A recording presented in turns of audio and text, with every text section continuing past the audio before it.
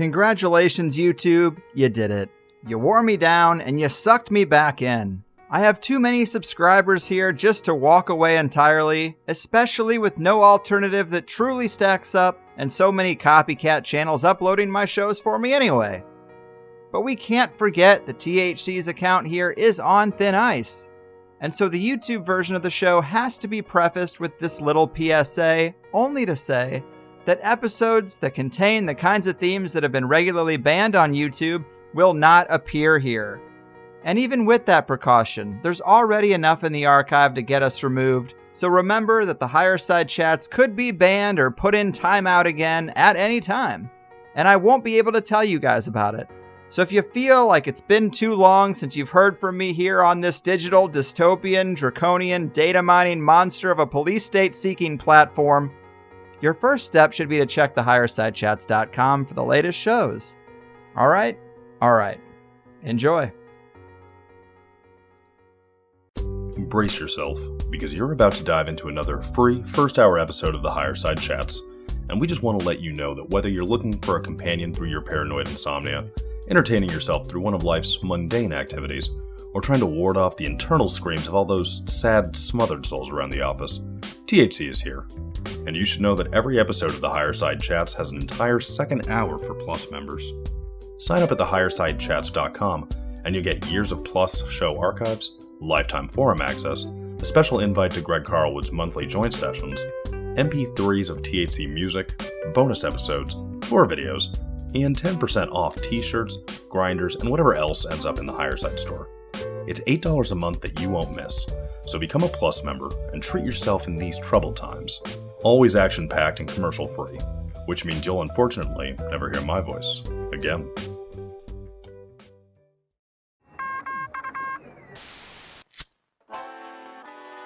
In the 1930s, President Franklin Delano Roosevelt addressed the nation through a series of radio broadcasts known as the Fireside Chats. His aim was to reassure the common man that our society would recover from its troubled times. Well, we're far from 1930, and I deal with a different kind of fire. For a new era of worldly frustration, we offer a fresh conversation. I'm Greg Carlwood, and these are the Higher Side Chats. Happy days are here again, Higher Side Chatters from sunny San Diego. I'm Greg Carlwood, just trying to keep my head above water despite the rising tides of tyranny and rage, and aren't we all? The intensity of our times cannot be overstated, as the oily appendages of the nefarious few are squeezing much harder than usual these days, though the foundation was laid long ago. We watched the corporate consolidation and CIA infiltration of our news media occur without much of a fight, as they selectively showed us stories and images to elicit the response they want when they want. We stood in line at the Apple Store, allowing ourselves to get sucked into a crack-like tech addiction, knowing in the back of our minds that this slippery slope would one day get too steep to stand on. We did not do enough when corporate giants took a free and open wiki wild wild web and consolidated our attention to a few highly controlled platforms that are slowly pushing alternative thought outside the circle. We're sleep-deprived, nutrient-deprived, and improperly prepared to process this level of control and psychological warfare sanely. So we acquiesce, self-medicate, and sulk as the technocratic control grid advances more each day, and not even the King of Staten Island can save you now. But maybe it's not too late to go back and honestly assess how we got here. Maybe we can take a deeper look at the handful of people driving the big machine with their so-called philanthropic foundations and psychopathic philosophies, and help enough of us to see through the spell that we can course correct. It would be no small task, but something today's returning guest James Corbett has been working on for quite some time. He's been warning us that here be dragons for many years on his website, thecorbettreport.com, an independent, listener-supported alternative news platform operating on the principle of open-source intelligence that provides podcasts, interviews, articles, and videos about breaking news and important issues from 9/11 truth and false flag terror to the Big Brother police state, eugenics, geopolitics, the central banking fraud, and more. He's got his finger on the pulse, and I hope humanity still has one. The Japan-based journalist for justice and thorn in the side of the eye in the sky, James Corbett, welcome back to the Higher Side, my good man. How the hell are you? Well, I'm doing pretty well. Thanks for having me on. That's one hell of an intro. I hope I can live up to it. I try, man. Yes, it is great to have you back. I keep getting myself in a sort of recurring podcasting pickle where I book interviews too far in advance for the rapidly changing times. And I finally said, well, dude, you better start putting people on the schedule who are equipped to talk about whatever it is that's happening when we go to record. And of course, that meant you. And of the work you've put out lately, the 4-part documentary on Bill Gates is probably the best place to start. I really loved it, and it's something people gotta see. I knew he was bad, but I kind of just wrote him off as someone trying to push himself into the Capstone cabal or buy his way in, but wasn't really invited. Now, we look around and he's the Rockefeller of our times. Probably overdue to learn a bit more about the man, isn't it? I think so, and I think you're exactly right. I, too, I wouldn't say wrote off Bill Gates, but for a very long time, I was certainly aware of a lot of the things that he was involved in, and I saw pieces of that story here and there about the GM mosquitoes, or the investment in Monsanto, or the gradual takeover of global health.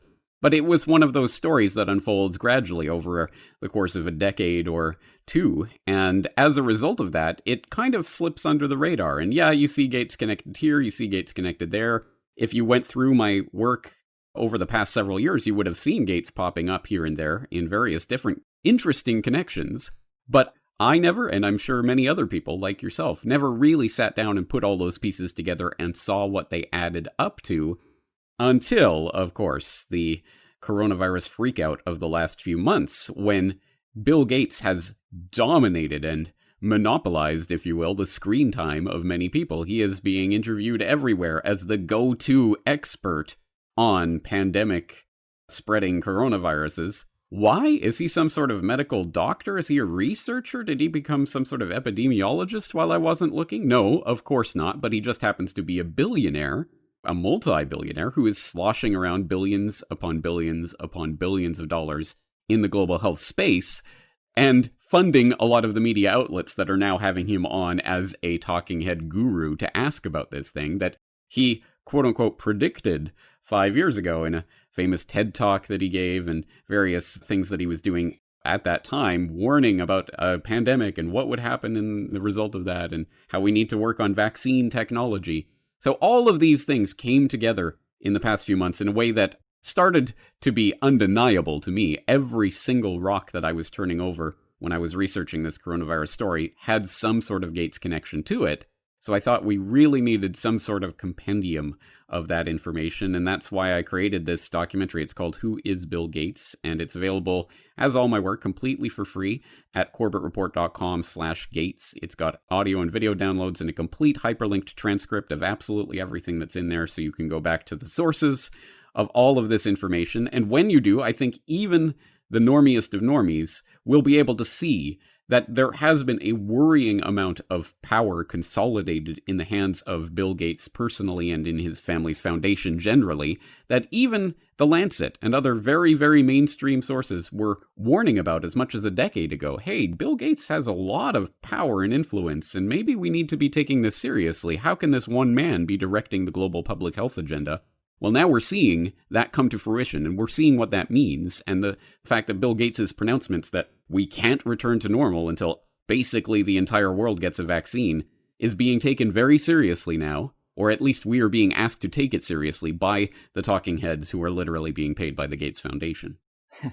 Right. I definitely have faith that it won't all come to fruition, but he must be praying to some potent gods because he's manifesting his every will in 2020, it seems. And it was your older documentary, How Big Oil Conquered the World, which we talked about in a previous interview, that made me aware of the extent that John D. Rockefeller used the media to reinvent himself from a monopolist to a philanthropist. We used to see these old cartoons of him as an octopus or the head of a snake, and those sort of went away when he used his money to capture the media, to buy up the newspapers. And then he would put out these videos of himself as the man of dimes, giving dimes to children out of the kindness of his heart, only for the cameras, of course. And there's a real deep parallel with the way Bill Gates rebuilt his image now, if you really think back to the 80s and 90s, right? Well, you're exactly right about that. In fact, I know it's asking a bit much, considering considering that this is already a 2-hour documentary about Bill Gates. I know it may be a bit much, but I really would hope that people who aren't familiar with my work on how and why big oil conquered the world would go back to that previous 2-part documentary. It's another 2.5 hours, but I think it really does lay the framework and the foundation for understanding this Gates story in its broader context and seeing there are definite historical parallels between what the Rockefellers did with their enormous, mind-boggling fortune in the late 19th century, obviously having monopolized at least the US section of the oil markets, and taking that wealth and leveraging it into power in all sorts of different areas, education and health and government and what have you. So that was an incredibly important story, a template really for understanding how wealth can be converted into political capital, social capital that can then be spent to, of course, make the billionaire's image into a pristine image of a philanthropist who's handing out dimes and whatever, but also how that wealth can be used in specific political ways. And once you understand that, and once you really know a little bit about the Rockefellers and how they did that, then you can see how Gates was essentially following that template. I would say consciously or not, but it seems consciously because, for example, if you go and read Bill Gates Sr.'s memoir or book or whatever it was of about a decade ago, where he was writing about the Bill and Melinda Gates Foundation that he co-founded with his son and with his daughter-in-law, and he was writing about the work that the Rockefellers had done in a chapter of that book called Shoulders of Giants or something along those lines, where he was saying, essentially, everything that we do in this field of global health, we find the Rockefellers were there first, and we learned a lot of things from the Rockefellers. For example, how to take an issue and stick with it doggedly for decades, as the Rockefellers have done. So I think there was definitely a template being followed here, and you see that in every aspect of this. Again, not just the PR aspect, although I think that is one of the most obvious aspects of this. Back in the 90s, for people who can remember, Bill Gates was often portrayed as this evil monopolist who just wanted control of everything and was this cutthroat businessman. He did not have a very pristine public image. But fast forward to today, and of course, in Reddit and places like that, he's hailed as some billionaire philanthropist who's so generous and is saving the world. And that image has been carefully laid for the last several years. And I've watched that develop, that idea being developed and pushed, clearly pushed online. And this, I think, is what it's been culminating towards, the idea that he's going to be some sort of savior that we can all look to in a time of crisis like this.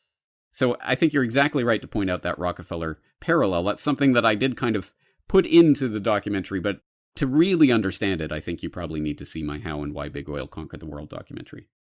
Indeed. And I went looking for some answers on this because I was kind of surprised by the similarity with the two different templates. Of course, the philanthropy thing is there, but they even go into the same sectors, education, dumbing that down, going into medicine, and just the way they do the media capture to reinvent their image. And I thought that was really weird. And I ended up being pretty shocked to learn that one of the original founders of the Rockefeller Foundation, well, there were three people, John D. Rockefeller, John D. Rockefeller Jr., and their principal oil and gas business and philanthropic advisor, Frederick Taylor Gates. And I looked a little bit deeper, and there doesn't seem to be a family connection that I could find, but something tells me that that can't be a coincidence. It certainly does seem a bit amazing, doesn't it? And that was absolutely something that I've been looking into. I've been researching the Rockefellers for over a decade now, so I've certainly come across that name before, and that was obviously my first thought as well. That can't be Gates, can it? And I've never been able to dig up a proof of any sort of ancestral connection there. In fact, that was specifically denied by Gates Sr. in that memoir that I was just talking about, that I do cite in my documentary. He specifically says he was surprised when he was researching about the Rockefellers to find there was a Gates that was advising them on their philanthropic endeavors, but he was no relation to us. So that's specifically denied. I've never found any proof that he is actually part of the Gates family, but if anyone has any info on that, of course, I'm always interested in hearing it. Yes, it's very odd, very odd. Another thing I hadn't really totally worked out when it comes to his family and just how he built Microsoft and how he broke away from the pack in those early days, it's very telling when you really get into it. But these tech stories always seem to be full of theft and shady practices. Steve Jobs marginalized Wozniak. Mark Zuckerberg did a similar thing when it comes to Facebook. But talk to us about how Bill Gates made his first millions, because we have this idea that they were slaving away in the garage, sleeping on couches, drinking Mountain Dew, trying to make this thing pop. But that's not really the case, is it?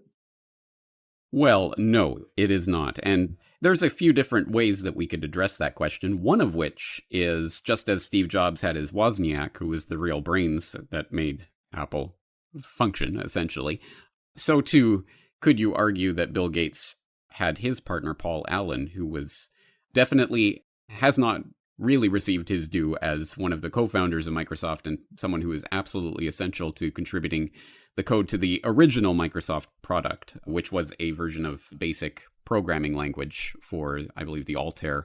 That was where Microsoft cut its teeth and got its real start, and that was developed by Paul Allen. So as the co-founder of Microsoft, who eventually got muscled out, essentially, by Gates and by Steve Ballmer, who Gates brought in as his Harvard buddy. There's some details on that in Paul Allen's memoirs that he wrote a few years before his death.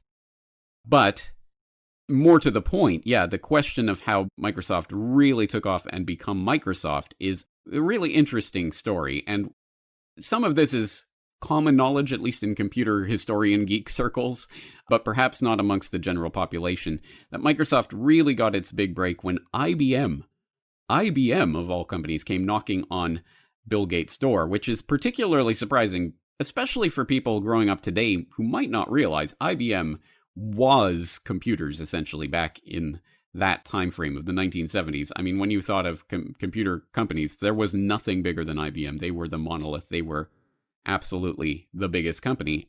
But they were not at the cutting edge of the personal computer revolution that was taking place. And at least the story is IBM was scrambling and trying to play catch up. And so when they finally decided to create their own personal computer, then they had to go and scramble and get all of the various different parts for the computer, essentially, all of the different things that would make it function. And one of the things that they did was they turned to Bill Gates of Microsoft in Albuquerque for his expertise on BASIC, I guess. And that's the story. And it's often left there that, well, IBM came knocking on the door and they asked for a number of things. One of the things they were going to need was an operating system. Gates referred them to someone he knew who had an operating system, but when they went knocking on his door, he wasn't there. So they came back to Gates, and basically he had to scramble to put something together. So Paul Allen knew this guy, Tim Patterson, at a local hardware store in Seattle, who had made his own, literally he called it a quick and dirty operating system, QDOS, which was just something he scrambled together basically for his customers at the hardware store. They bought it off of him and then rebranded it as MS-DOS, Microsoft DOS, and sold that to IBM. And that licensing deal that they got with the IBM and how they were able to do that and how that became basically the standard operating system, not just for the IBM PC, which never really took off, but for all of the IBM clones, which became computers as we knew them, other than Apple, essentially, back in the 1980s during the big boom.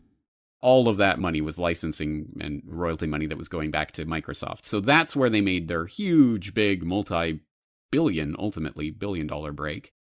And why exactly? How did IBM come knocking on the door of Bill Gates in Albuquerque when, as one marketing executive later characterized it, Gates was living on pizza and Pepsi Cola in Albuquerque, just sitting there, and IBM comes knocking on their door to talk about their super top secret project to work on their own personal computer. How did that happen? Well, as it turns out, Bill Gates' mother was sitting on the board of United Way with the IBM CEO, John Opel, and she was the one who convinced John to help out her son, who knew a thing or two about computers. At least this is the way Edward Andrus, who was a marketing exec for IBM at the time, he characterized it. He said, you know, when the CEO of the company tells you to go and help this guy in Albuquerque, and he says, quote, 900 people get on the plane Monday morning and they all go down to try to help Bill Gates. Well, obviously he's speaking a bit metaphorically there, but I think the sense was IBM mobilized behind this idea of helping Bill Gates specifically. So it was his family connections that really got him that contract, which really made Microsoft into what it is even today, I suppose. The fact that it's still a company that everyone recognizes is really from that incident, and that stems from his mother's connection. Yeah, and I also read that Bill's mother's name, of course, before she was married, was Mary Maxwell, and her father was James W. Maxwell, founder of the National City Bank in Seattle and director of the Federal Reserve Bank of San Francisco. You do cover this pretty close relationship that Bill Gates had with Jeffrey Epstein, but do you think Ghislaine Maxwell or her father, Robert Maxwell, could be related to Mary Maxwell? It's a possibility. I can't say yes or no because I haven't investigated that family tree enough to be able to say that. I would say just off the top of my head, it feels unlikely because, of course, the Ghislaine Maxwell and Robert Maxwell, they're in England, but they're from Russia, but they have ties with Israel intelligence. That was kind of half a world away. It could be, it's the same name. It could be the same family, but I would need to do some more research on that. Fair, but I guess tell people a little bit about the connection between Bill Gates and Jeffrey Epstein to maybe make it a stronger speculative case, because it's not arbitrary. There were millions of dollars exchanged between the two, it seems. Yes. Well, one of the first pieces of information that came out on this was the flight logs that showed that Gates had flown on Epstein's plane, not to the pedophile island, but he had flown, I believe, from Teterboro to Florida. And interestingly enough, when this was discovered, and it was in black and white in the flight logs, Bill Gates flew on Epstein's plane, he said, I think through a press agent, he said that I didn't even know it was his plane. I guess I just hop on private jets all the time, and who knows whose plane it is. Unbelievable, huh? But at the time, they certainly were denying that there was any sort of deeper connection between Gates and Epstein. It was just, they knew each other because they were in the same circles and they were both interested in philanthropy. Right, because that's what Epstein was known for. But there was a lot of denial going on, which was then contradicted by, of all institutions, the New York Times, which talked about the fact that there were, in fact, multiple meetings between Gates and Epstein that had taken place. They even had one photograph from, I believe, a 2013 meeting. I'm not sure. I'll have to double check that. But they have a photograph from one of the meetings where Gates is standing there with Epstein. They definitely had multiple meetings. And again, officially, according to Gates and his spokespeople, it was, they were discussing philanthropic endeavors that Epstein wanted to be part of. But Gates had basically dismissed it. Nothing came of it, so nothing to see there. Except then that was contradicted by emails that surfaced in the controversy that was surrounding the MIT Media Lab, which people might know the director of that MIT Media Lab, Joy Ito, had to resign in disgrace after it was revealed that he had been taking donations from Jeffrey Epstein after the point where Epstein had been convicted of soliciting underage prostitute was what he was ultimately convicted of. But really, everything that came out in the trial was that he was running a child sex trafficking ring. So after the point where that was established, Ito had been accepting Epstein's donations, but agreeing to make them anonymous so that they could basically whitewash it because MIT didn't want any connection, or at least on the record connection with that. One of the things that came out during that was an email showing that Joy Ito had informed his staff of a $2 million donation to the lab in 2014 that he said in that email, quote, was a gift from Bill Gates directed by Jeffrey Epstein. Now, there's still no explanation that's been offered for what that means or how that transpires, how Jeffrey Epstein is directing Bill Gates to give money to the MIT Media Lab. How did that relation, what does that mean? There's definitely some deep and interesting connections there.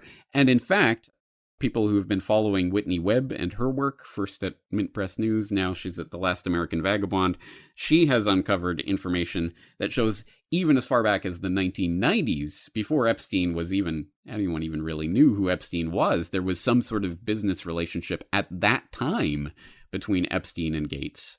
So people can look into her work for more information about that. That's a fascinating and tantalizing trail, which I'm sure will reveal a lot of information. But really, I mean, that does raise the questions of what these men really do have in common. What are they interested in? And obviously, I mean, when you're talking about Jeffrey Epstein, it certainly raises certain possibilities. And Gates did say in an email that has since come out that he wrote to his colleagues in 2011, he did say, quote, his lifestyle, Epstein's lifestyle, is very different and kind of intriguing, although it would not work for me, whatever that means. So I'm not exactly sure. But beyond the sexual interests that they may or may not have shared, one thing that they certainly did share was an interest in eugenics. And this is a fascinating and bizarre connection that came out in the Epstein case in a kind of incredible way last year, where it started to come out that Epstein had this whole plan. He was going to seed the human race with his DNA. He wanted to impregnate 20 women at a time at his ranch in New Mexico. And he was going around telling all of his high-powered, highfalutin scientific friends and high-powered businessman friends about this plan. Again, I think it was the New York Times that was reporting on this. Anyway, they were reporting about this, that this was his plan. And then you start to see some of the connections between the people that Epstein was working with and the people he was talking about this plan to, and Gates. One particularly interesting example is a man named Boris Nikolic, who is a Harvard-trained immunologist who served, at least for a time, as the chief scientific advisor to both Microsoft and to the Bill and Melinda Gates Foundation, and who was named as a co-executor of Epstein's estate after Epstein didn't kill himself. And that immediately, Nikolic came out and said, well, I was never informed about this. I had no idea he made me some sort of co-executor. I'm not going to do that. I don't know why this guy would do this. But it is interesting to note that in that photo that the New York Times dug up of that, I think, 2013 meeting between Gates and Epstein, standing right next to Gates and 2 people away from Epstein is Boris Nikolic. So clearly there is a connection there. And then I do look at some of the other types of people who come into both the Epstein and Gates orbit. For example, people like George Church, a Harvard geneticist, who had been publicly criticized for having a connection to Epstein and maintaining contact with him, again, long after he had been convicted and long after the information was coming out about his activities. He was maintaining a relationship, meeting with Epstein on a regular annual basis and accepting funds from him. So there was a bit of scandal about that. But Church also happened to be the scientific advisor to something called Editas Medicine, which was a startup seeking to use a genome editing tool known as CRISPR-Cas9. People might have heard about this and the fact that it doesn't quite do what they say it was going to do. But he was basically working on this idea to eliminate diseases by just deleting the parts of the genetic code that make people sick. And through this Editas Medicine, well, he managed to raise, or that he was a scientific advisor to, Editas Medicine managed to raise $120 million from a group of investors.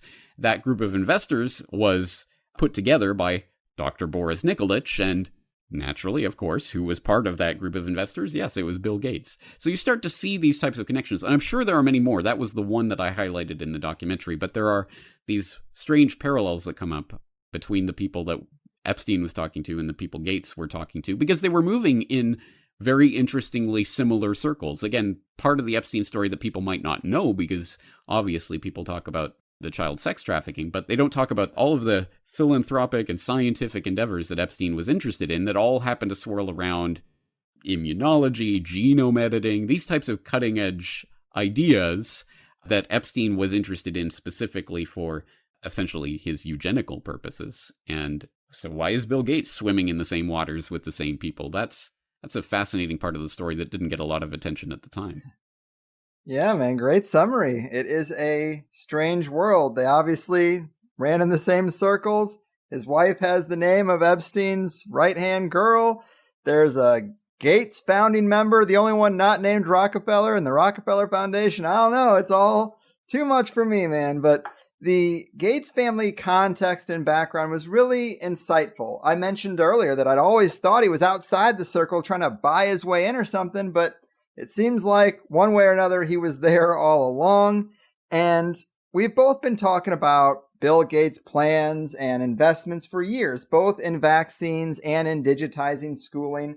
And I used to think, well, that's all over there. I know what I need to know about vaccines, and it's too lofty of a goal to think school can really be digitized. And then all of a sudden, 2020, the pandemic has made this inescapable. Now we have talk of mandatory vaccines and decrees about how schooling will permanently change to be based on your home computer. It's like we're in a full court press, but this isn't a happy accident for old Bill. As the film notes, the Gates Foundation had money in nearly every aspect of global public health leading up to this, and obviously still does.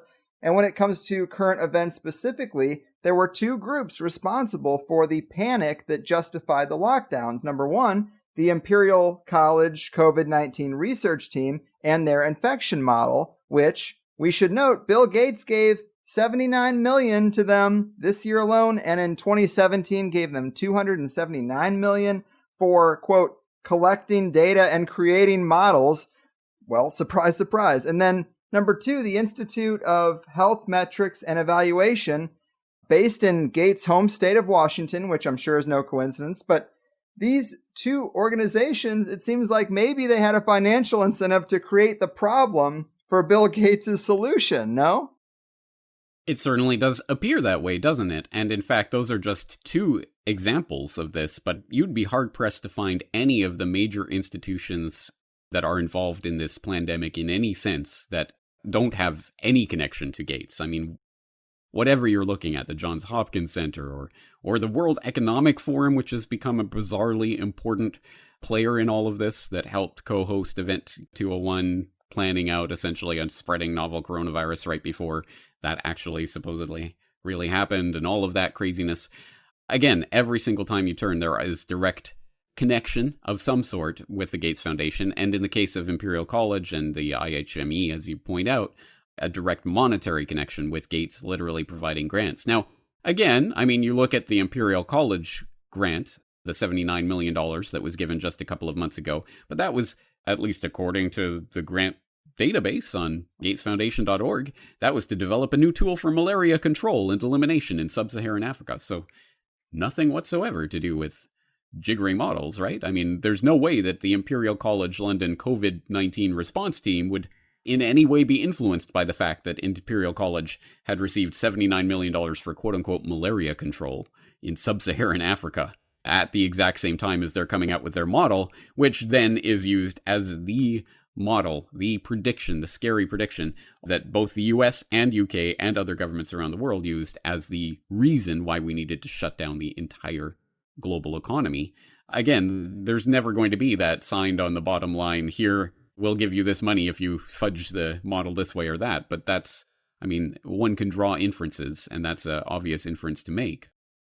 Again, that's actually just one grant that was in March of 2020. Over the years, it's added up into the hundreds of millions of dollars that the Gates Foundation has given to the Imperial College. But in one grant payment in March of this year, it was $79 million. So again, there are direct ties here, direct conflicts of interest, one would say, or at any rate, direct reasons why we should be skeptical of this network that is formed essentially from Gates' money.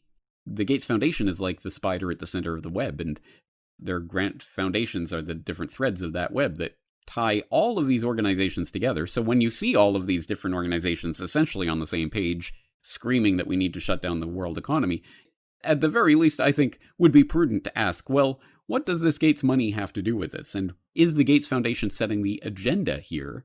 And again, you don't have to go out on a limb about that. As I noted, even The Lancet was saying back in 2009 that essentially, the entire field of global public health is being increasingly bought out by the Gates Foundation, meaning that all of this is being driven by the interests and passions of the Gates family. Maybe that's not a good way to structure the global health industry, industry might be the right word for it, because of course it's so intimately tied into the big pharma, and specifically the vaccine manufacturers, which, again, we could go into that, and how literally Gates has a economic tie to the big pharma vaccine manufacturers through something like Gavi, which was co-founded by the Gates Foundation. It's called Gavi, the Vaccine Alliance, and it is an organization that specifically sets out to create quote-unquote healthy markets for vaccines and other immunization products. And so over the course of the past decade, when the Gates Foundation has so generously committed over $10 billion in funds to various vaccination projects around the world, Well, they are doing so specifically in an organization with direct ties to big pharma vaccine manufacturers to create healthy markets for those manufacturers. How is this particular?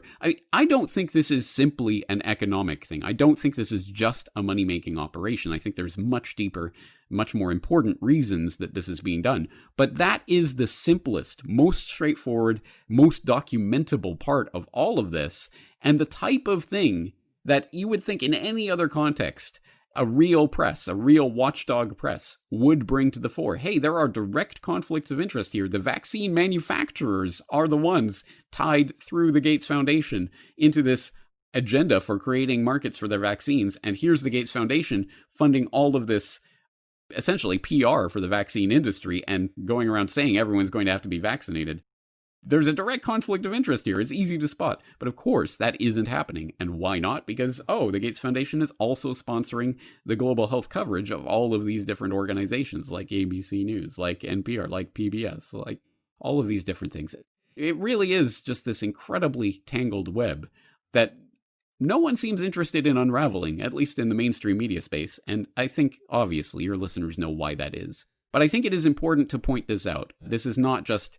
well, obviously, because there are many people out there who do not understand at least this level of the deception. And that's specifically why I ordered the documentary the way that I did, with the first part being about the Gates Foundation takeover of global health and their incredible money basically buying out the global health industry, is because that is the type of information, A, it's completely documentable, B, completely undeniable, and C, even the normiest of normies should be able to at least see the obvious economic conflicts of interest that are at play here before they get exposed to the deeper stuff about eugenics and the end goal of all of this.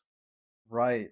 And I just love that documentary. It's so telling to see the press coverage that he's gotten back to back to back. Clearly, it's very one-sided and pro and a little bit gross in its cringiness and the way it clearly seems forced. And obviously when you know how much money he's putting into the creation of his image in the media, it's just clear as day what's going on there. And you mentioned the reasons this is all happening, the deeper reasons, and I want to get into that. What drives Bill Gates? I mean, you said he was a eugenicist, and I get that. Is it enough to say that he's a eugenicist? Because it just seems like he's driven by something else. I mean, if you have this kind of money and you hate people, then don't engage with them all day, every day. You don't have to go visit children's hospitals and stand there and cut the ribbons and do uncomfortable interviews for 60 minutes. Put your mind to something else or retire. But this is like a spiritual mission or something. Is he some part of a strange occult order that we don't know about? Because this level of commitment is just insane. It's illogical. It is absolutely baffling to people like yourself or myself who can't really imagine the type of dedication that is involved here. And I only go based on what I can prove and what I know and what I can document. And so there are, I'm sure, many things that are out there that I can't document and won't be able to. I could speculate, but that's not really what I do at the Corbett Report. So ultimately, I don't know if he's part of some sort of occult order or what have you, but I do share your observation there, not just about Gates, but looking at someone like a David Rockefeller, who, of course, passed away a few years ago, but lived to over 100, wasn't it? I believe he cracked the 100 mark, the century mark, but well into his 90s, still exceptionally, not just funding these types of different endeavors, not just sort of vaguely committed to it in a monetary sense, but actively involved in these types of organizations and institutions and out there trying to press and make sure that his various agendas come to fruition.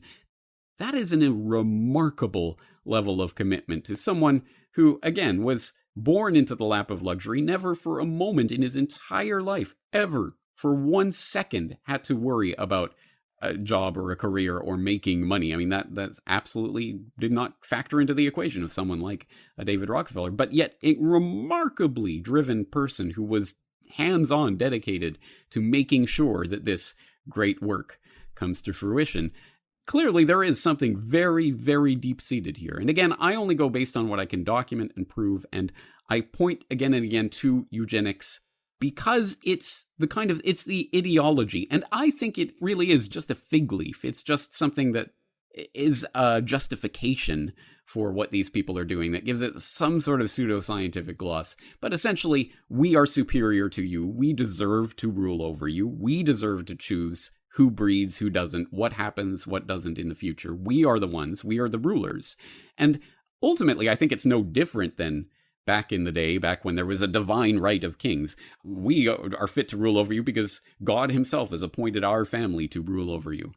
It's essentially the same thing, and it's based on, I think, about as much reality, which is to say none. I mean, it's just something picked out of thin air as a justification. But it is that sort of identifiable thread, and again, ties directly back into this story with, for example, the Rockefeller family having been absolutely driven the eugenics agenda forward, certainly documentably in this first half of the 20th century. They were there at every step funding American eugenics and German eugenics and everywhere around the globe, bringing that to fruition. So I think that's the kind of thing you can point to and you can see, okay, definitely they're involved here. And this is something that motivates them, at least in terms of being the fig leaf they can put over it. Now, is there some sort of deeper religious, spiritual thing that they're trying to bring in? Whatever, open the dimension for spiritual entities.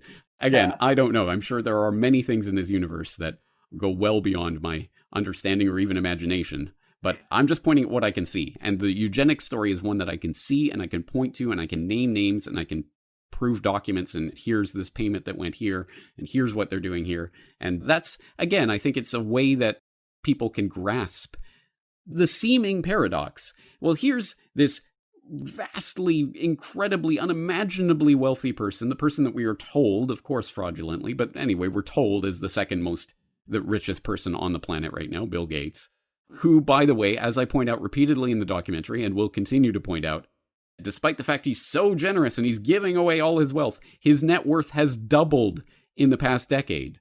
Riddle me that. How does his net worth double if he's being so generous and he's giving away everything?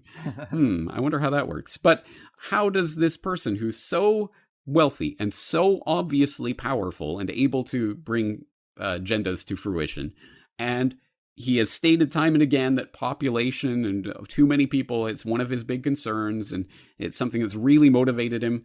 In fact, in that very revealing interview that he did back in 2002 or 2003, where he admitted that his father was the head of Planned Parenthood. He was talking to Bill Moyers in a conversation that's mostly been scrubbed from the internet. You can find the transcript. You can find that tiny little clip, an edited clip of him talking about that, but you can't find the full interview anymore. But he did talk about that and how he's motivated by issues related to population.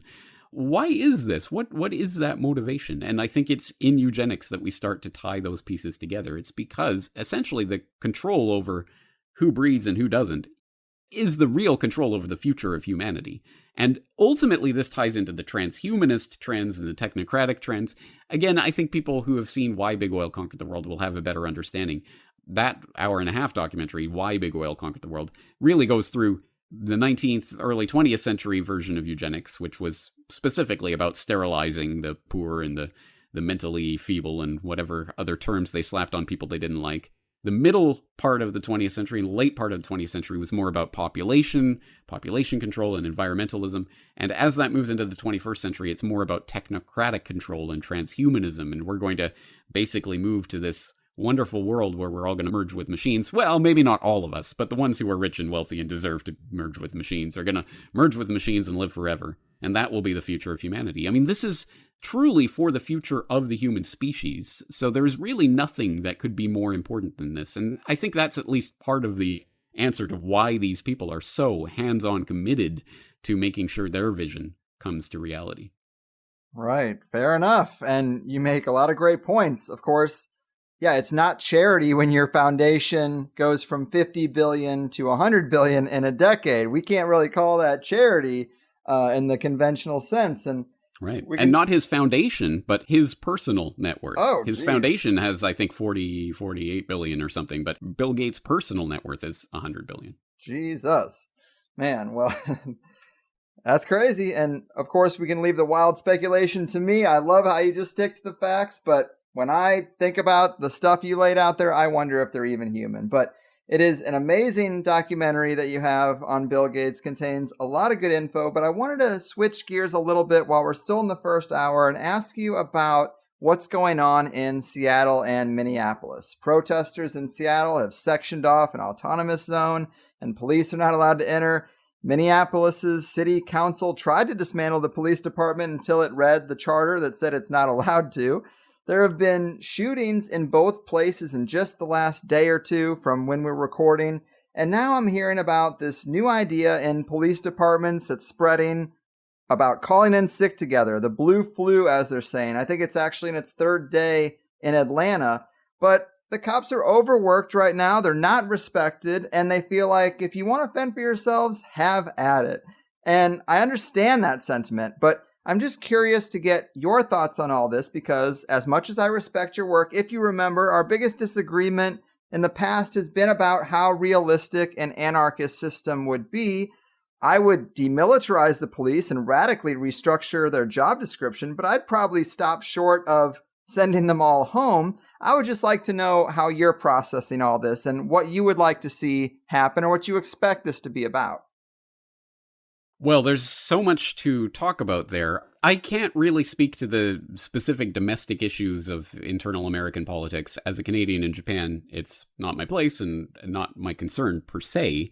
But I do think that there is something obviously about this idea of, actually, interestingly enough, not disband the police, not abolish the police, defund the police, which puts it in a very specific context, which, to my mind, brings in the specter of federal funding for policing. And of course, that already exists to a large extent through the kind of carrots and sticks that are used at the federal level through the Department of Homeland Security, for example, in order to militarize the police. We'll give you all these fancy goo-gods and gadgets, but we're footing the bill, so we get to choose this and that, and we get more of a foot in the door into your policing, which, of course, should theoretically be at the local level, according to the way the U.S. system developed, but that's increasingly being federalized. In fact, I mean, again, let's keep it in historical context. The Federal Bureau of Investigation is actually only a century old. There was no federal police force of any sort before that point.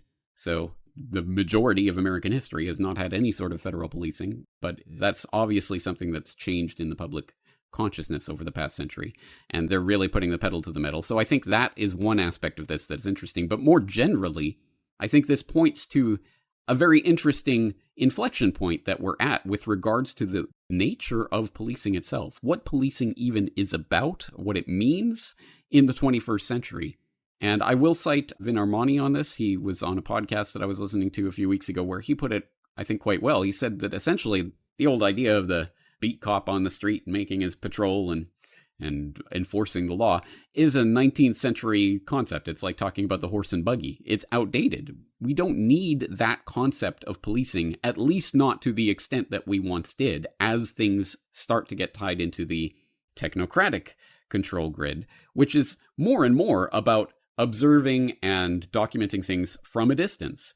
Everything that you do, everywhere that you go, is being tracked and surveilled and databased through the little slave devices that we all carry around in our pockets that are tracking everything we do. And, oh, by the way, now we've got contact tracing. So now we not only can do this and not only are doing this, but now we can tell you that we're doing this and no one's going to put up a fight because you're not one of these crazy COVID deniers, are you?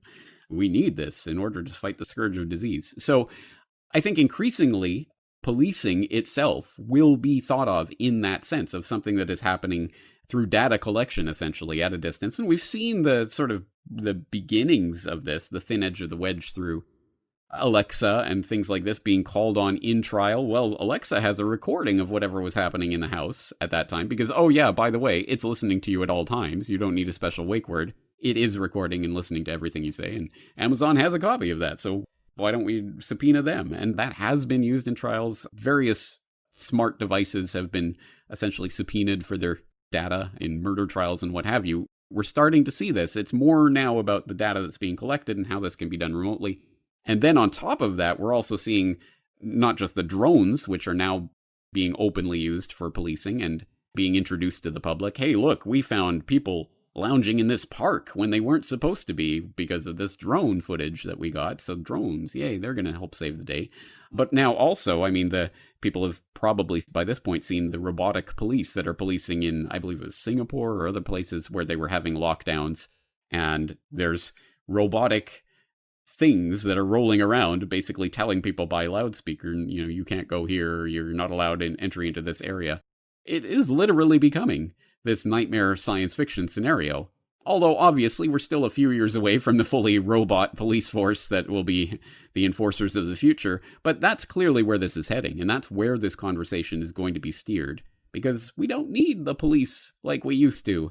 And this is actually the really worrying thing, not just in terms of policing and what that means for that, but really society generally, because it's always been my intention that at the point where the oligarchs figure we can flip that switch and we can automate 99% of what these human cattle used to do for us, they will do so. And at that point, the human cattle become completely dispensable.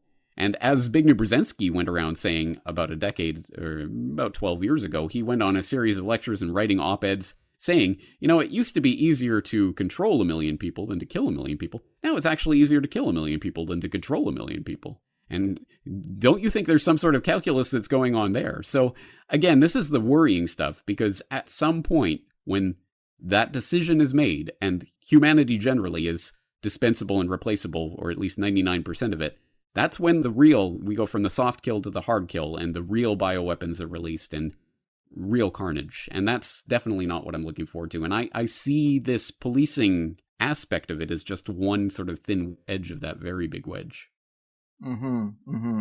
Well, I think you make a lot of good points. I think we're seeing a problem, reaction, solution situation, and we're still just in the problem phase. Maybe when this goes out, we'll be a little more clear on the solution they plan to roll out for it. But I would love to see an anarchist Occupy 2.0 encampment be successful, but I really doubt the machine would allow a police-free area to be peaceful. They will use it as an opportunity to justify their existence if they have to. And I just am so curious if, the fact that Seattle is a hub for companies like Microsoft, Amazon, and Starbucks, is that related to why this is the place this colony is trying to set up shop? And I am concerned. You say defund the police. It's great to focus on that word. We're talking about the money. And I think about the fact that maybe the seed money for all this stuff is coming from the same old billionaires. And if they can create enough lawlessness, they can potentially privatize and centralize the police. And if they could privatize law enforcement, guess who would never be looked at by law enforcement? The people who own them. So I don't know. I think that there's possibly something there. If you can justify your existence, like all these military contractors, they used to do all these operations internationally. Now I fear that a lot of U.S. contractors are doing operations domestically, like it's the plot of RoboCop to justify their further militarization. And it's kind of scary. It's kind of scary the way I'm hearing about this blue flu and everything. But, I guess it's not a good thing to get too worked up when you're only in the first few chapters of a long story. Unfortunately, I think you're right about that. And this ties into so many of the different aspects of the quote-unquote new normal that we're being told has emerged this year.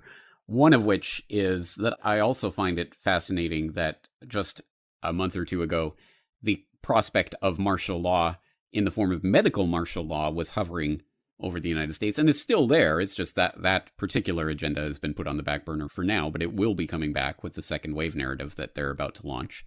But medical martial law, which would have been welcomed and embraced with open arms by certainly the left of the phony left-right paradigm there in the United States and many people around the world who, of course, are the science believers. And if you deny there's anything going on with COVID, then you are a science disbeliever. You're one of those crazy Nazis. So there was a lot of the public that would have been, I think, all on board for some form of medical martial law. In fact, there is a de facto medical martial law where you have these unelected health officials that are making decisions about when and how people can go to work, for example, or things like this. I mean, it's already quite scary. But then, at the very least, there was some protest and pushback on that side, that idea of medical martial law by people on the right side of the phony left-right paradigm. What they can be motivated to get on board with martial law and embrace it with open arms. If there's all this protesting and rioting and looting and lawlessness, well, then we're going to need the army on the streets to take care of that. So And of course, again, that prospect has been floated in recent weeks. So it's just fascinating to me how both sides of this in a pincher movement are coming together. And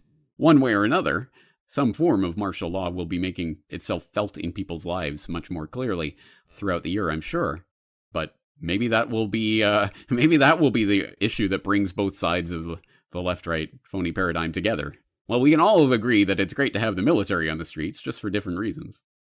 Right. God, as crazy as the pandemic has been, and then these protests right after, I still feel like we're in for an even wilder ride going forward. I'm hearing about more directed energy weapons out here in California being used to create more fires to justify climate change legislation again, bringing that back. I'm hearing about engineered blackouts. I'm hearing about false flag attacks that target the grid specifically that could be blamed on China. I don't know. You got to just be aware. But are any of these things that you think Americans really need to consider? Or if we're trying to stay a few steps ahead, what should we be keeping in mind that people aren't talking enough about? That's the eternal question, and I suppose there are any number of answers, but with regards to the issues that you raised there, I will point people to a podcast that I did a number of years ago, probably I think 2013, on the EMP false flag. Essentially the idea that there could be as we've been told, if they detonate some sort of nuke, a mile over Los Angeles, they can basically knock out the power grid on the West Coast. And that type of idea has always been floated in connection to North Korea.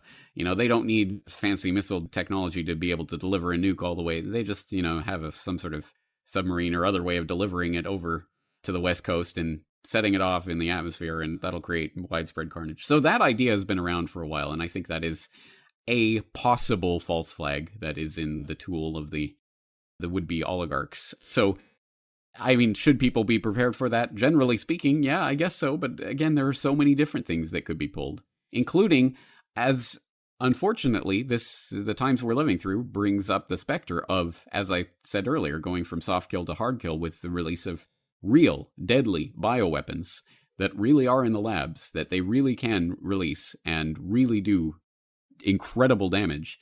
And imagine if it's the second wave or the third wave or the fourth wave or whatever of coronavirus, once people stop trusting these health experts who are telling them to stay indoors and batten down the hatches, well, at some point they release the real bioweapon that really starts killing people en masse. And hey, look, all you crazy people who questioned what we were saying, either you died or you caused people to die, so now we're going to completely control everything. Again, there's so many different ways that this can go that, unfortunately, one can almost get caught up in trying to think like the would-be controllers themselves and seeing, well, they could do this and they could do this, but doesn't that distract us from the real issues of how we get off of their system altogether, which I think should be the goal?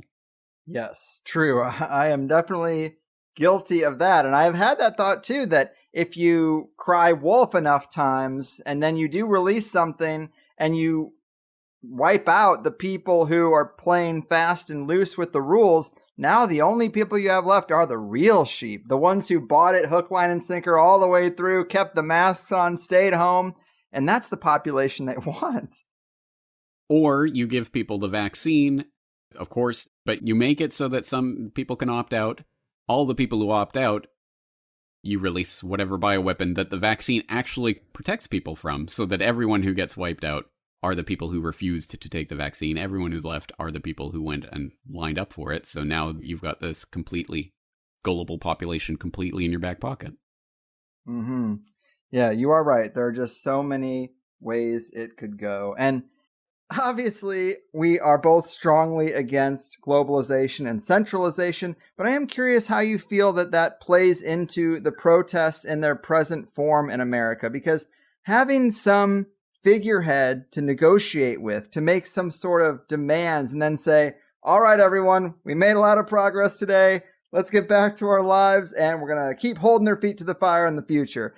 It just seems like a better approach to this sort of situation. And I hear many different opinions, but what do you think? Outside of the manipulation of these protests, there are a lot of good people taking part in them just because they're sick of everything being so unfair and they're out of a job right now.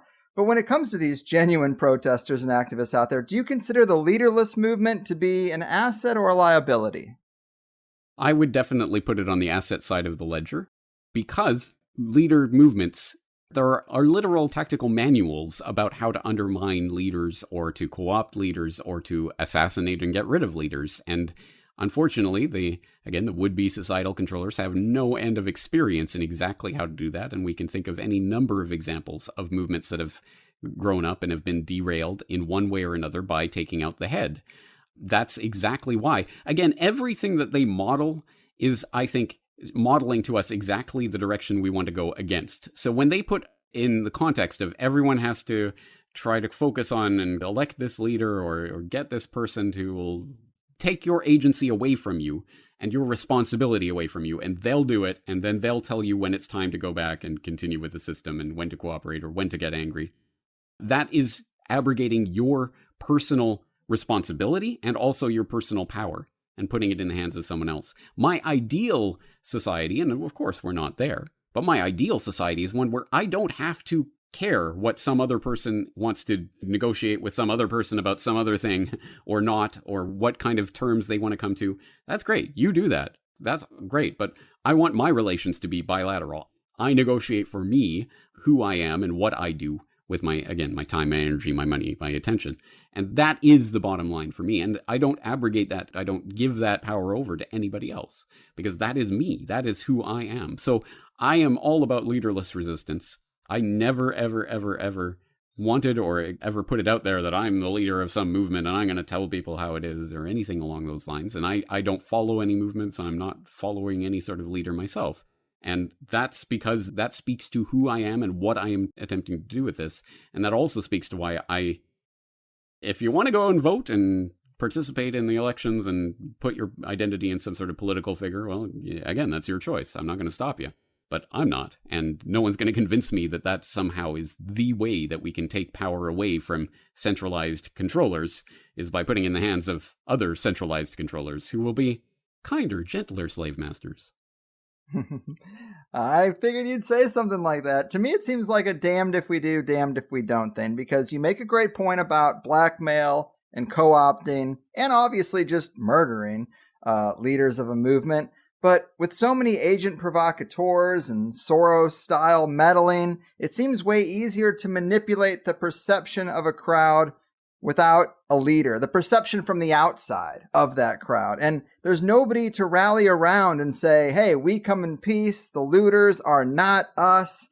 Like, messaging is really important when it comes to strategy, especially when you have the major media companies in between the protesters and the people and controlling that message. There's no like MLK Jr. to step up and give an inspiring speech and say, this is what we stand for, this is what we don't. I don't know. I see both sides. It just seems like lose-lose, honestly. And there's also no U.S. government agent, essentially, or plot to blow MLK's head off, because there is no MLK. So you know what I'm saying. Again, that's a perfect example of exactly how leaders can and are undermined one way or another. They're either compromised or they're taken out, as the FBI, of course, did try to blackmail MLK with recording his dalliances and attempting to say either you kill yourself or release them. And then when he didn't kill himself, well, they killed him for him. And I document that in a documentary I did a couple of years ago called The Truth at Last. And people can find that on my site, corbettreport.com/MLK. But again, that's just a perfect example of exactly how leaders are taken out and why investing your identity in a leader, well, what happens when that leader gets his head blown off? Yes, be our own leaders. But it seems like the system has a response for pretty much every situation. But James, this has been as enjoyable as ever. I wish the things that we were talking about were still hypothetical in terms of these agendas and a little less in our face, but we are lucky to have you either way. Remind them about all the great stuff you got going on and where they can get it. Well, the one-stop shop really is corbettreport.com. That's my corner of the internet, and that hopefully, well, and when that disappears, then we'll be in serious trouble. But at least for the time being, that's where you can find all of my work completely 100% for free, freely available to the public. I do have a newsletter, a subscriber newsletter, but even that you can find the free version I always link to. So All my work is there, corbettreport.com, and I never ask people to become members or support my work unless and until you've really delved into the archives and you find it valuable and you appreciate it, you want more, then you can become a member of the site. It grants you access to that newsletter, but as I say, that's for mostly for free anyway. And then also to comment on the site and things like that. So corbettreport.com. As I say, I also post to Minds and Library and BitChute and an ever-evolving cast of alternative platforms, as well as, of course, YouTube, because that's where most of my audiences come from over the past years. But I try to wean them off of those types of platforms. But you can find me out there generally. Although it is getting harder, I will say, again, just to bring it back to that censorship issue, it is getting harder to find Corbett Report material certainly through Google or the controlled YouTube search. Yes, it is. And I also think it's important for us to look out for each other in that regard. Let me know if they ever do try to freeze you out, because the worst part of that is the feeling of isolation. And if you have a network of other hosts who are willing to keep people informed, then it's not as panic-inducing. But man, many layers in the conspiracy cake. Thanks for breaking it all down for us. Keep doing what you do, and do take care. I appreciate you having me on. Thanks. Well, there he is, people. The man, the myth, the legend, James Corbett. Always working on something new and interesting. I really admire his body of work. He definitely keeps it at a high level. And kind of like Ross Ben, I thought a deep dive into Bill Gates himself might be a good way to add context to our times without really hounding on current events outright in the same way. But the more we learn about Bill Gates and the more we see under the hood of how his operation runs, the better we can see how the influence and financing of a few can affect the many. I know I went a little hard on the name syncs, but it is pretty odd, right? The only non-Rockefeller founder of the Rockefeller Foundation shares the Gates name with one of the very, very, very few people to successfully duplicate and even surpass that philanthropy foundation template. And James detailed some of Gates' dealings with Epstein, whose right-hand woman is Ghislaine Maxwell. Her father, Robert Maxwell, is the shady dude who's involved with the Promise software scandal. And Gates' mom, Mary Maxwell, is rubbing elbows with IBM and getting them to rally behind her amateur son. I don't know. I'm not just playing 6 degrees of separation here, because it's not just names. It's software scandals, philanthropic foundations wiggling their way into medicine, education, and media. It's a lot. And I'm more inclined to think that the Maxwell operation was a multi-generational Israeli operation, and Epstein was just the front man for it. That's why he's dead, and Ghislaine is out there doing whatever the hell she wants. It starts to make me think that the path of what they were doing comes from her or her father, and the tentacles that are wrapped around them. But what do I know? I think it's pretty obvious, at a minimum, that we don't think Epstein was the head of that snake. It's all quite weird. And as for Seattle and police departments, I definitely hear what James is saying. Something like the FBI isn't that old. Sometimes we have concepts in our head and we think, well, we can't change these things. They've always been a part of us and we need them. But I do worry that this retooling of American police departments or having them stand down to anarchist takeovers is a slippery slope. I just look at this and I'm not sure what the game is there exactly, but it does make me a bit nervous. I don't know that we can radically restructure police departments, greatly alter their role in society, retrain them for de-escalation tactics, and defund them at the same time. To retool and retrain is probably going to cost something. It just makes me think back to an old interview with Adam Kokesh, prominent libertarian, some would say anarchist. And here's a guy who was in the military, has seen combat, is very comfortable with guns, and is kind of a confrontational personality type. And I don't want to put words in his mouth, but he seems like a guy, if I'm remembering our interview correctly, that would be pro getting rid of police and defending his own property and rights by patrolling his porch with an assault rifle. I'm not that guy, but I do like creative ideas for changing the job description of police officers, having 2 days of their work week be volunteering and community outreach beyond just law enforcement. I kind of like the idea of treating them more like a fire department. We'll call you when there's a problem. We don't need you out patrolling the streets. The fire department doesn't go out there looking for stuff, and no one's complaining about that. I like the idea of having them carry a type of malpractice insurance. If people die in your interactions, then you need to be priced out of being a police officer.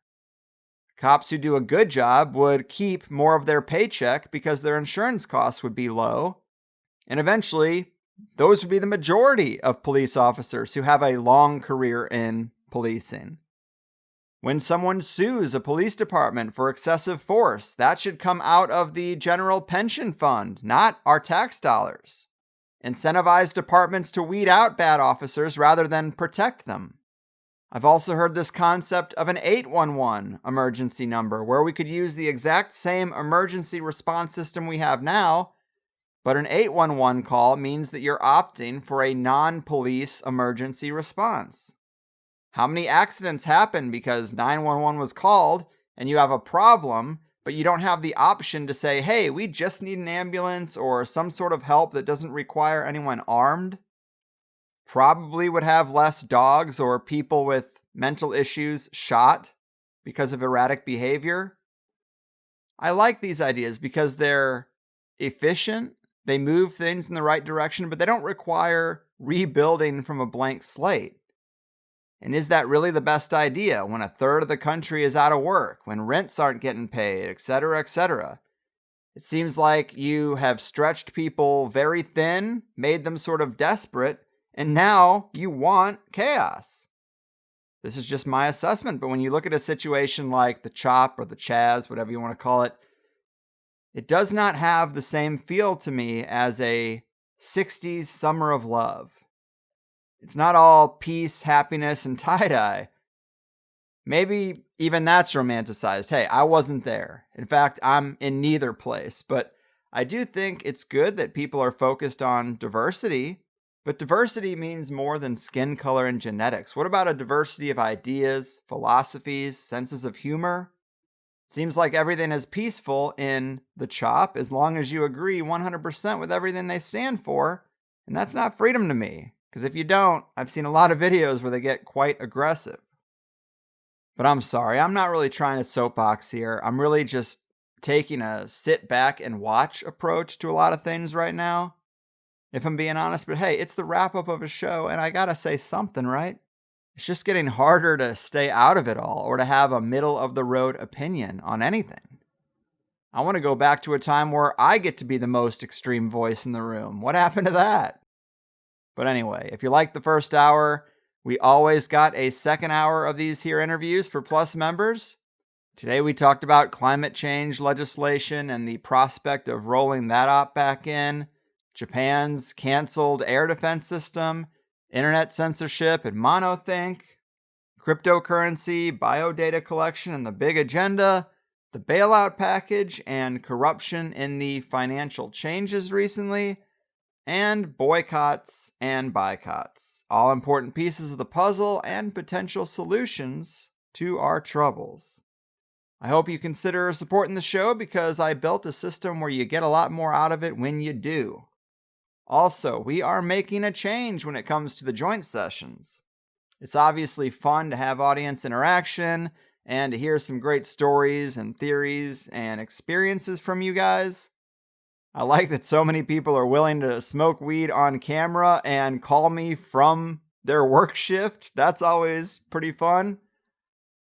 But big picture, this structure just doesn't seem to be doing it. After 2 years, it doesn't seem like a whole lot of people watch them later.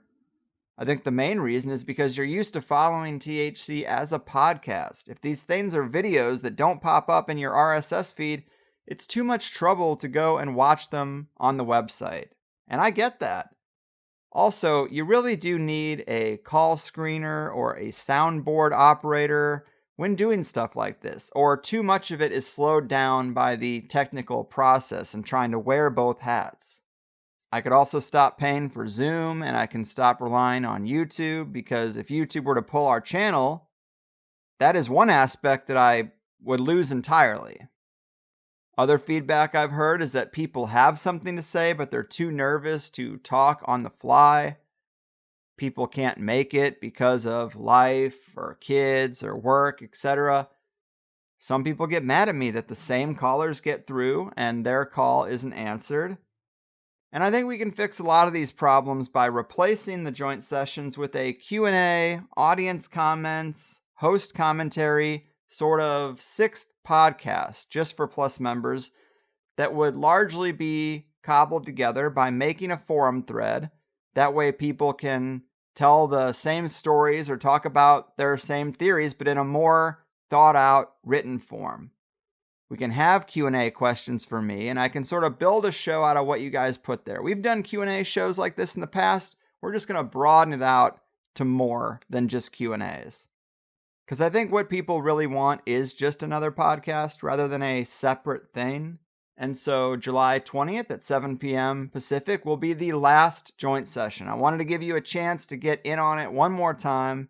And then in August, I will start in with this sixth show thing. I don't know if we should still call it the joint session show or not, because it doesn't apply in the exact same way.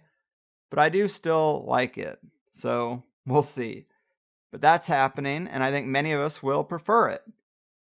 And that said, I'm going to close this thing out. Thanks for listening. Big thanks to James for his time and his amazing catalog of work. Stay safe out there. Keep your head on straight, and I'll catch you next time. Your Move Gates Foundation facilitators, phony philanthropists, and agents of the biotechnocracy. Your fucking move. You know the plan has always been to hack your brain. MK Ultra's trying to drive you insane. They'll explode your heart if they think that's what it takes. You think I'm answering the phone? Well, I ain't. You gotta keep the curtains drawn, cause you don't want anyone thinking you're at home. Well, you're not. You should tape the mail slot. And baby, if I seem withdrawn, let me say it's cause I just don't wanna go and get whacked. Maybe you should know that the trauma affects you like it does everyone. It's just the game plan, it's what the world's become. They want a pat down and a swap. Don't you see what's going on? Well, now you know. You're better keeping on your own, cause you can see the masters lie too much. Oh baby, you can only trust yourself. And if you think the system's out of touch, it is, and you can only trust yourself. I hope you know the elite aren't your friends. They'll suck out everything from you in the end. And if for some reason you think I might be wrong, I wonder where you got that opinion from. You gotta keep the curtains drawn, cause you don't want anyone thinking you're at home. Well, you're not. You should tape the mail slot. And baby, if I seem withdrawn, let me say it's cause I just don't wanna go and get whacked. Maybe you should know that the trauma affects you like it does everyone. It's just the game plan, it's what the world's become. They want a pat down and a swap. Don't you see what's going on? Well, now you know. You're better keeping on your own, cause you can see the masters lie too much. Oh baby, you can only trust yourself. And if you think the system's out of touch, it is, and you can only trust yourself.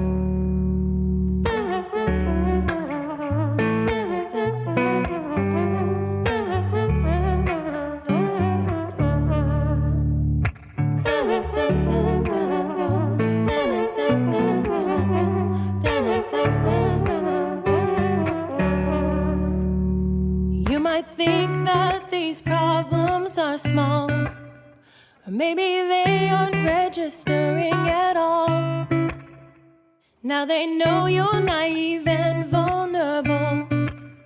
You won't believe all of the stunts that they'll pull. 'Cause you can see the masters lie too much. Oh baby, you can only trust yourself. And if you think the system's out of touch, it is, and you can only trust yourself. 'Cause you can see the masters lie too much. Oh baby, you can only trust yourself. And if you think the system's out of touch, it is, and you can only trust yourself.